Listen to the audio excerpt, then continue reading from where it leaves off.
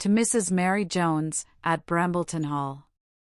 Dear Mary, the squire has been so kind as to wrap my bit of nonsense under the cover of his own sheet. Oh, Mary Jones. Mary Jones! I have had trials and tribulation. God help me! I have been a vixen and a griffin these many days. Satan has had power to tempt me in the shape of Van Ditton, the young squire's Wally de Shamble, but by God's grace he did not prevail. I thought as how there was no harm in going to a play at Newcastle, with my hair dressed in the parish fashion, and as for the trifle of paint, he said as how my complexion wanted touch, and so I let him put it on with a little Spanish owl. But a mischievous mob of colliers, and such promiscuous ribble-rabble that could bear no smut but their own, attacked us in the street, and called me whore, and painted Isabel, and splashed my close, and spoiled me a complete set of blonde lace triple ruffles, not a pin the worse for the wear. They cost me 7 good shillings, to Lady Griskin's woman at London. When I asked Mr. Clinker what they meant by calling me Isabel, he put the Bible into my hand, and I read of Van Isabel, a painted harlot, that vast thrown out of a vin door, and the dogs came and licked her blood. But I am no harlot, and, with God's blessing, no dog shall have my poor blood to lick. Mary, heaven forbid, amen. As for Ditton, after all his courting, and his compliment, he stole away an Irishman's bride, and took a French leave of me and his master, but I vally not his going a farting, but I have had hanger on his account. Mistress scooted like mad. Thof I have the comfort that all the family took my part, and even Mr. Clinker pleaded for me on his bended knee. Thof, God he knows, he had raisins enough to complain. But he's a good soul, abounding with Christian meekness, and one day will meet with his reward.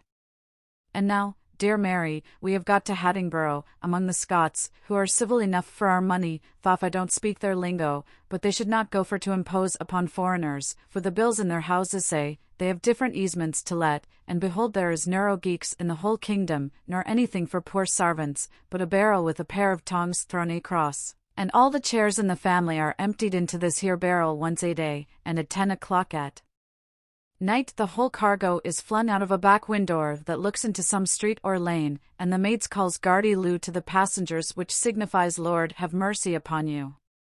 And this is done every night, in every house in Haddingborough, so you may guess, Mary Jones, what a sweet savour comes from such a number of perfuming pans, but they say it is wholesome, and, truly, I believe it is, for being in the vapours, and thinking of Isabel and Mr. Clinker, I was going into a fit of asterix, when this fifth, saving your presence, took me by the nose so powerfully that I sneezed 3 times, and found myself wonderfully refreshed, and this to be sure is the reason why there are no fits in Haddingborough.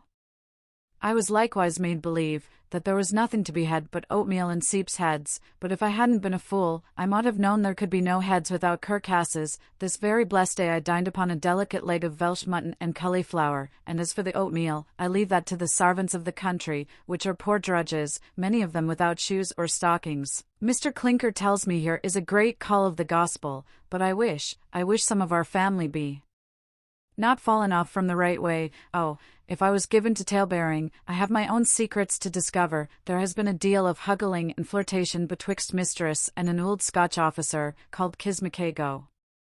He looks for all the world like the scarecrow that our gardener has set up to fright away the sparrows, and what will come of it, the Lord knows, but come what will, it shall never be said that I mentioned a syllabub of the matter. Remember me kindly to Saul and the kitten. I hope they got the hornbuck, and will put it to a good use, which is the constant prayer of, dear Molly, your loving friend, Win. Jenkins, Haddingborough, July 18th.